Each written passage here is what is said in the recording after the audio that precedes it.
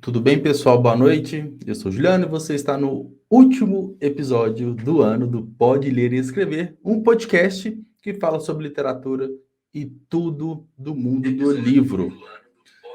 Opa, já começou aqui errado.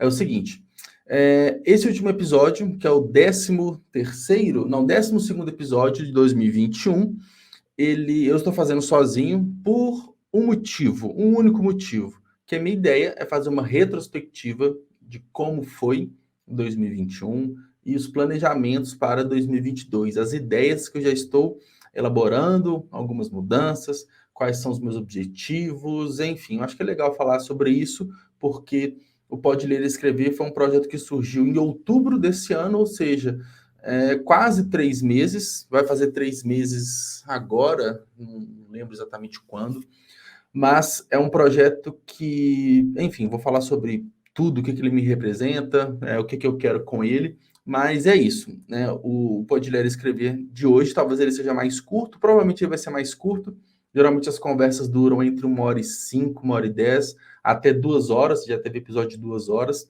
e quais são os tópicos, né, que eu pretendo falar? Eu separei aqui, tem um papelzinho para me ajudar a orientar. Primeiro, né, o porquê do Pode Ler e Escrever, por que ele existe, quais foram as minhas inspirações, né, tudo isso que eu falei. O segundo ponto, eu quero fazer uma retrospectiva de todos os outros 11 convidados que nós tivemos. Opa, caiu meu papelzinho aqui. E nessa retrospectiva eu não vou simplesmente falar quem foram as pessoas, né? A minha ideia é, né, as minhas expectativas, o que eu achei, o quanto me impactou, os aprendizados que ficaram de cada episódio, traçar uma linha do tempo mesmo de como que foi toda essa experiência, tá? Depois tem outro ponto, que são os planos, né? Os planos envolvem parceiros, né? As parcerias do Pode Ler e Escrever, as atuais e futuras possibilidades, né? As mudanças nos episódios em si, quem eu pretendo chamar, né? E uma questão que está começando a pegar aqui sobre a questão do espaço físico, que vai muito das minhas inspirações do podcast e o porquê que eu pretendo fazer um episódio ou outro, né? Ou a partir de determinado momento fazer somente presencial. Mas, então, é mais ou menos isso que eu vou falar aqui no episódio número 12. Mas antes de entrar, de fato, né, nessas temáticas, eu queria, né, vou falar do nosso patrocinador, vou até colocar aqui na tela, se você está assistindo o vídeo ao vivo ou gravado no YouTube, fica fácil. Você pode pegar o seu celular, apontar aqui para a tela e escanear o QR Code para entender mais sobre o nosso parceiro, nosso patrocinador, que é o Clube de Autores. O Clube de Autores a maior comunidade de autores independentes do Brasil. Eles já publicaram, né, mais de 70 mil livros e é uma ótima saída para aqueles autores que querem ter um livro em mãos, né, querem realizar o sonho de ter um livro físico e vender, em qualquer objetivo que seja. E o Clube de Autores abraçou bastante o projeto aqui do Pode Ler e Escrever, e eles estão conosco já nesse primeiro ano, já nesses primeiros 3 meses.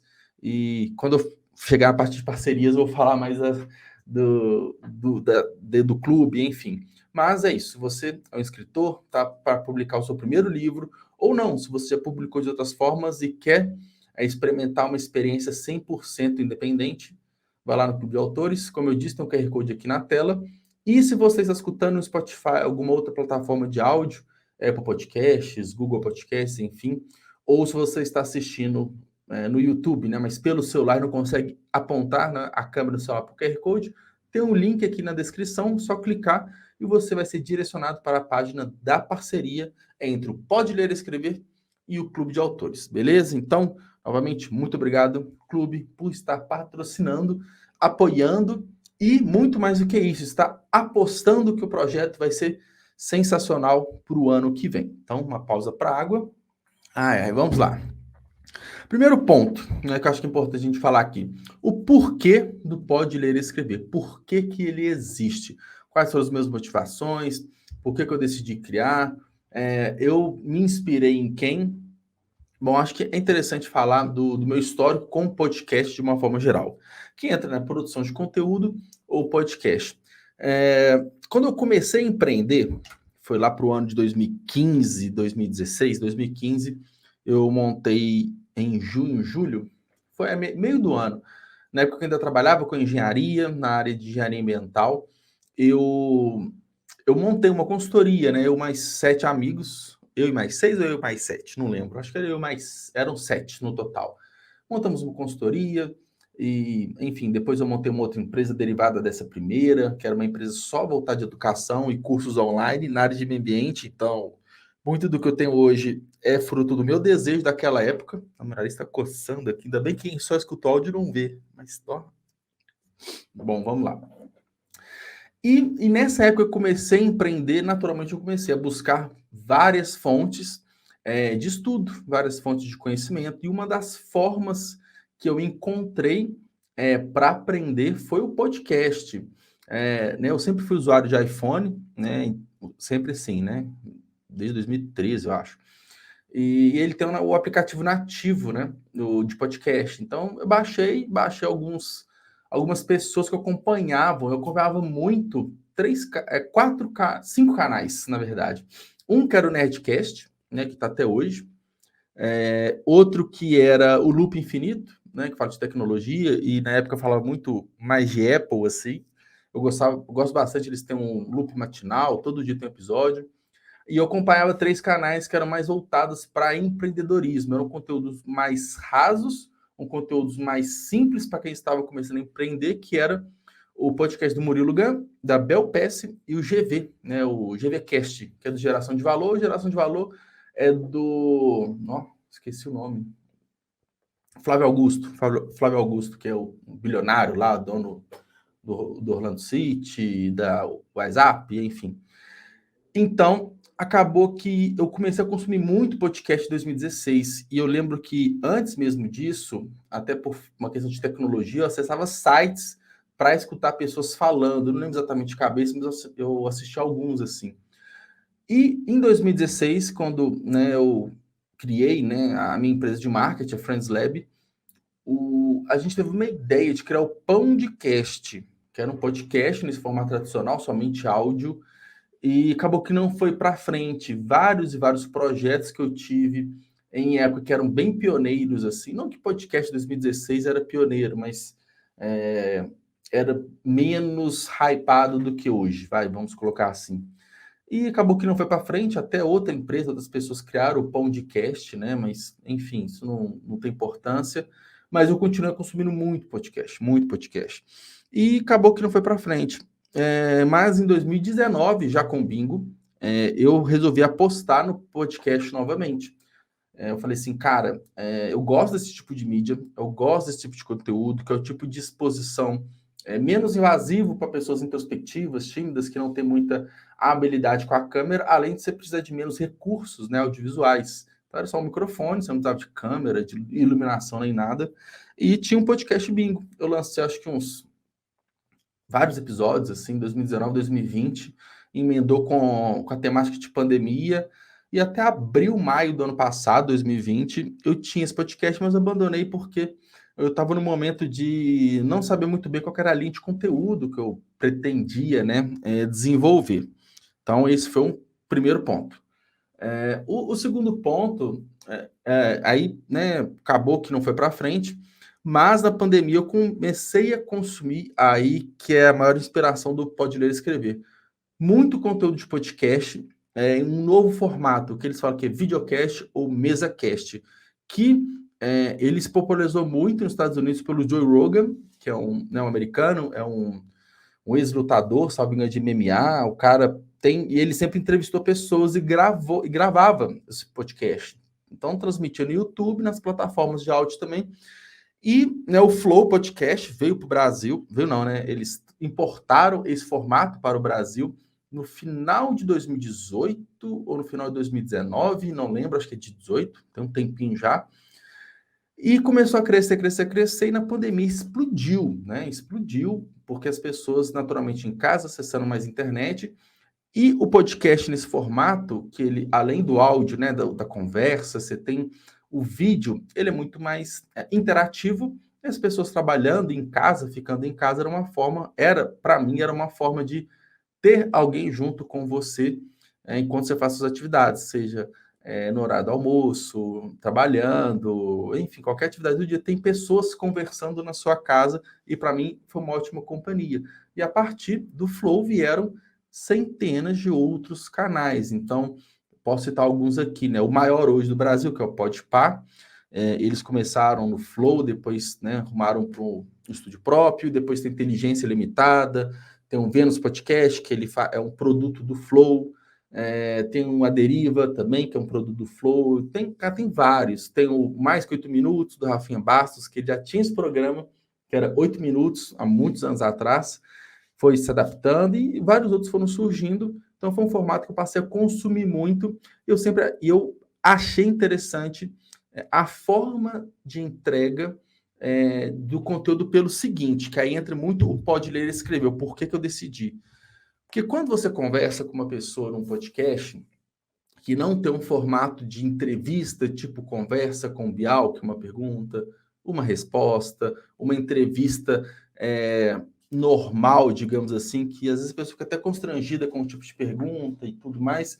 Esses mesacasts, né, tem como uma premissa, uma conversa mais livre, uma conversa mais leve, e naturalmente você consegue enxergar mais a fundo a pessoa do que o personagem. Então acontece muitas vezes, vai um jogador de futebol num desses podcasts e ele se abre, ele foge muito do comum nessas entrevistas pós-jogo, então nesses tá na área, nesses, né, o Bem Amigos, é uma coisa muito mais leve. E isso vale para artistas, para qualquer tipo de nicho, você conhece mais a fundo histórias de pessoas. E esses podcasts têm duração de horas, horas, horas, horas. Tem de 1 hora, 2, 3.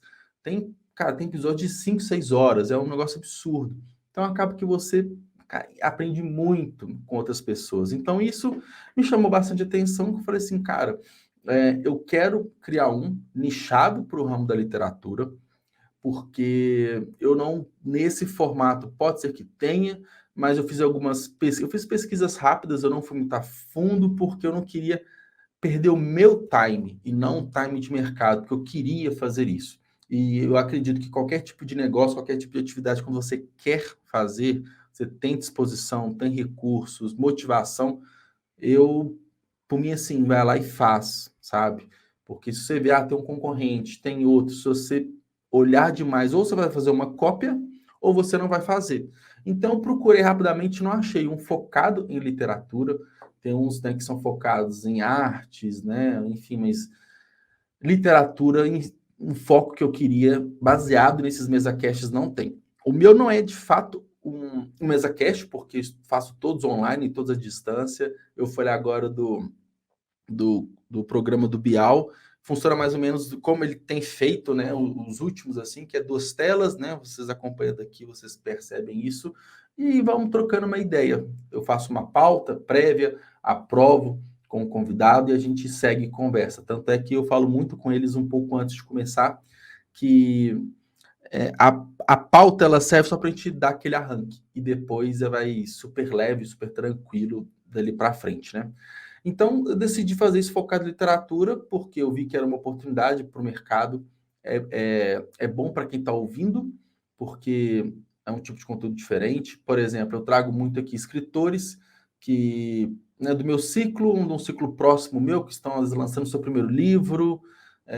Teve, né, pessoas que nem livro lançaram ainda, mas estavam no processo, pessoas que têm um certo renome, uma certa relevância no meio literário, e é legal levar essa experiência. Então, eu pergunto para a pessoa qual que foi o desafio, por onde que começou, dá uma dica para novos escritores, porque por mais que essas pessoas estejam conectadas, de repente, a pergunta que aquela pessoa que acompanha a leiga, ela não consegue ter perguntas mais profundas, ela não tem esse tipo de resposta, por isso que é interessante que é uma conversa mais aberta, mais livre, sabe? E aí, a ideia é orientar, a ideia é ajudar, é fazer com que mais pessoas se inspirem na história dessas que eu converso. Então, além de escritores, eu converso com produtores de conteúdo, né, conteúdo literário, pessoas do mercado do livro, né, donos de editora, profissionais, né, freelancers, enfim, tudo que envolve o mercado do livro. E, né, é bom para a pessoa porque ela tem mais um tipo de conteúdo, de canal, para compartilhar com a sua audiência. Então, como que eu posso falar assim? Pô, ela tem ali 2 horas de conteúdo que ela pode compartilhar com a audiência dela, um conteúdo legal, uma conversa que é diferente de boa parte do que a gente vê por aí. E, por fim, para mim é muito importante também, porque eu estou aprendendo pra caramba. Fora as pessoas em si que eu passo a conhecer, das amizades, eu aprendo bastante a cada episódio. Por isso que eu vou até falar na frente os planos para 2022. Eu quero dar uma intensificada grande aqui no Pode Ler e Escrever, porque para mim vai ser muito importante, para a comunidade também.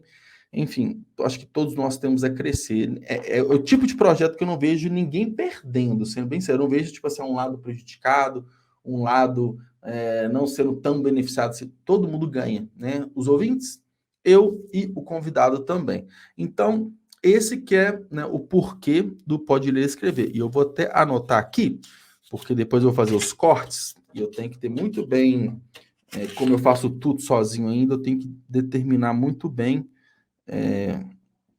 os minutos, né, do corte. Então, início, né, o porquê, e a gente tem no minuto, que agora vai entrar no minuto 16h30,